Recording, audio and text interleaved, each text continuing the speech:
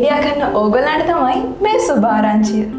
මගේ අරු පාඩම් ආවරණය කරගන්න mediamari.lk වෙබ් අඩවියට පිවිසෙන විදිය තමයි අපි දැන් ඔයාලට පෙන්වන්න හදන්නේ. මුලින්ම අපි සුපුරුදු විදිහට Google Chrome එකට පිවිසෙන්න ඕනේ.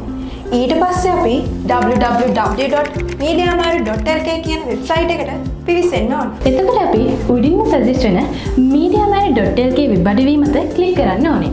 එතකොට මෙන්න මේ විදිහට වෙබ්සයිට් එක අපිට බලා ගන්න පුළුවන්. වෙබ්සයිට් එකේ මේන් ඉන්ටර්ෆේස් එකට ආවහම හෝම් ටැබ් එක අපිට දකින්න හම්බ වෙනවා. ඒකේ ස්ටුඩන්ට් ඒරියා එක ක්ලික් කරන්න ඕනේ. අපි දැන් ඉන්නේ ස්ටුඩන්ට් ඒරියා කියන ඉන්ටර්ෆේස් එකේ. ඒකේ පළවෙනි ටැබ් එක. ඒ කියන්නේ choose exam year ටැබ් එක.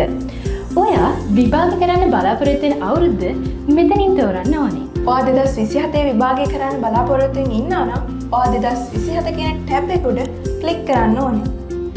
අපි දැන් යන්නේ name ටැබ් එකට.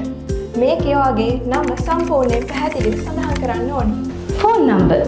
මේක බොහොම වැදගත්.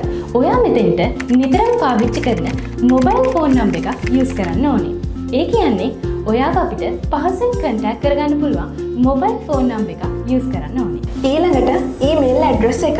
මේ සඳහා ඔයා විශේෂයෙන් නිර්මාණය කරන ලද ඊමේල් ඇඩ්‍රස් එකක් නැත්නම් සාමාන්‍යයෙන් පාවිච්චි කරන ඊමේල් ඇඩ්‍රස් එකක් ඇඩ් කරන්න ඕනේ. මේ පාස්වර්ඩ් කියන කොටසට ඔයා කැමති පාස්වර්ඩ් එකක් යූස් කරන්න පුළුවන්.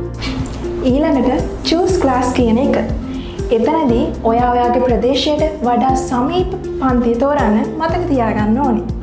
ඒ වගේම ඔයා ඔන්ලයින් ක්‍රමවේදය ඔස්සේ පන්තියට සහභාගී වෙන්න බලාපොරොත්තු වෙමින් ඉන්නවා නම් ඔන්ලයින් කියන කොටස ක්ලික් කරන්න මතක තියාගන්න ඕනේ. මෙතනදී 7 එකතු කරාම 11 කියලා ලැබෙන පිළිතුර යොමු කරන්න ඕනේ. ඊට පස්සේ රෙජිස්ටර් කියන එක ක්ලික් කරාම ඔයා මේකේ රෙජිස්ටර්ඩ් කෙනෙක් බවට පත් වෙනවා. ඊළඟට ඔයාලට හරියටම දැනගන්න ඕන නම් ඔයා මෙන්න මේ වෙබ්සයිට් එකට හරියටම රෙජිස්ටර් වෙලාද කියලා මේ ලොගින් කියන එකට ගිහිල්ලා ඔයා කලින් සඳහන් කරපු ඊමේල් ඇඩ්‍රස් එකයි පාස්වර්ඩ් එකයි නැවත යොමු කරලා ලොගින් කියන එක ක්ලික් කරන්න. මේ ප්‍රොසීඩියර් එක ඇතුලේ ඔයාලට මොනවා හරි ගැටලුවක් ඇති වුණොත් 0.75 2යි 100යි 500 යන දුරකථන අංකයට කතා කරලා ඔයාලගේ ගැටලුව විසඳ ගන්න පුළුවන්.